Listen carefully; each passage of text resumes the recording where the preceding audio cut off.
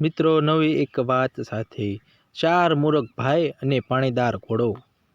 એક ગામમાં ચાર ભાઈઓ રહેતા હતા। ચારે ભાઈઓ ભોળા અને અક્કલના થોડા કાચા હતા, એટલે આખું ગામ તેમને ચાર મૂરખ ભાઈઓ તરીકે ઓળખતું। એક દિવસ ચારે ભાઈઓ એક સરખા મજાનો તંદુરસ્ત અને પાણીદાર અરબી નસલનો ઘોડો હાથ લાગ્યો। ઘોડો તો ખૂબ જ સુંદર હતો, પણ ચારે ભાઈઓને ઘોડાની સાચવવાનો કે ઘોડાની સવારી કરવાનો કોઈ અનુભવ ન હતો। એટલે મોટા ભાઈએ વિચાર્યું, આપણાથી આ ઘોડો સંભાળશે નહીં, એના કરતાં ઘોડાને બજારમાં લઈ જઈને વેચી દઈએ। જે પૈસા આવે તે સરખા ભાગે વેચી લઈશું। બીજા ત્રણેય ભાઈઓને પણ વાત ગમી ગઈ। બીજે દિવસે સવારે વહેલા ઉઠીને ચારે ભાઈઓ ઘોડાને લઈને બજારમાં તરફ જવા નીકળ્યા।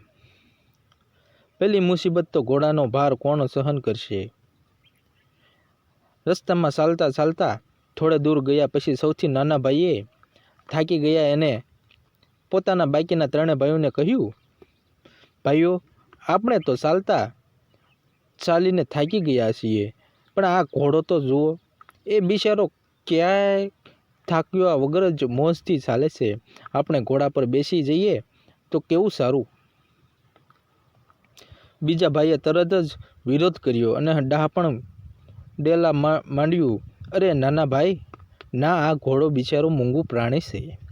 જો આપણે ચારે ભાઈઓનું વજન એની પીઠ પર આવશે તો આટલો લાંબો રસ્તો એના કરોડરજ્જુનો છળિયા બેસી જશે અને એ પછી જશે। ઘોડા પર દયા આવી જોઈએ। મિત્રો, હવે ચારે ભાઈઓ મૂંઝવણા મૂકવાયા કે શું કરવું। થોડી વાર વિચાર્યું પછી સૌથી હોશિયાર બનતો મોટો ભાઈએ કહ્યું, અનોખો અને મૂર્ખતાભર્યો રસ્તો કાઢ્યો। એક કામ કરીએ, ઘોડાનો જીવ પણ બચી જાય અને આપણો પણ થાક જઈને આપણે ચારે ભાઈઓ ઘોડાને ઉંચકી જઈ લઈએ। ચારે ભાઈઓને આ અનોખો વિચાર ખૂબ જ ગમી ગયો।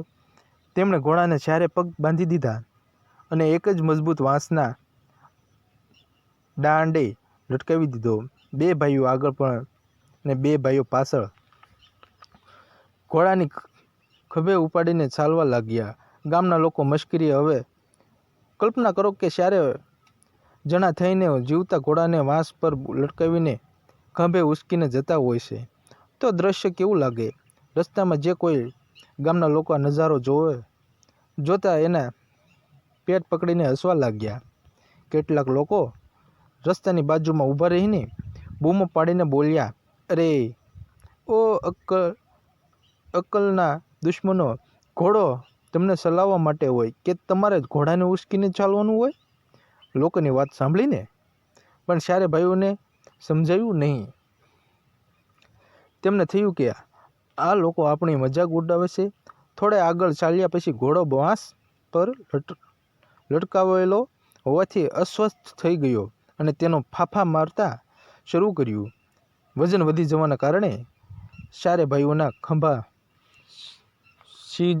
છીંછાવા લાગ્યા। તેઓ હાંફવા લાગ્યા। અંતે અક્કલ આવી।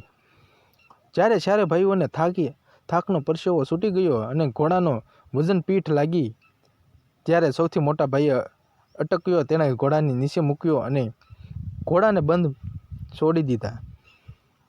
ઘોડો મૂકતા જ જોરથી હણહણ્યો અને બે પગ ઊંચા કરીને દોટ મૂકવા તૈયાર થયો। ત્યારે મોટા ભાઈને માથું કૂટતા બાકીના ભાઈઓને કહ્યું, અરે ભાઈઓ, આપણે ખરેખર મહામૂર્ખ છીએ।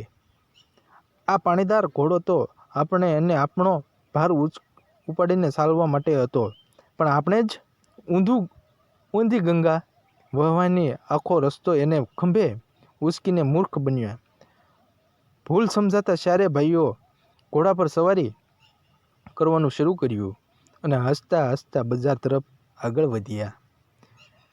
ત્યારે મિત્રો, આ વાતથી બોધ એ મળે છે કે જે વસ્તુ કે સાધનનો ઉપયોગ જે કામ માટે બન્યો હોય તે જ કામ માટે તેનો ઉપયોગ કરવો જોઈએ। અતિશય ડાહ્યા વજન બનવા જતાં ઘણીવાર મૂર્ખાઈ જ હાથ લાગી જાય છે.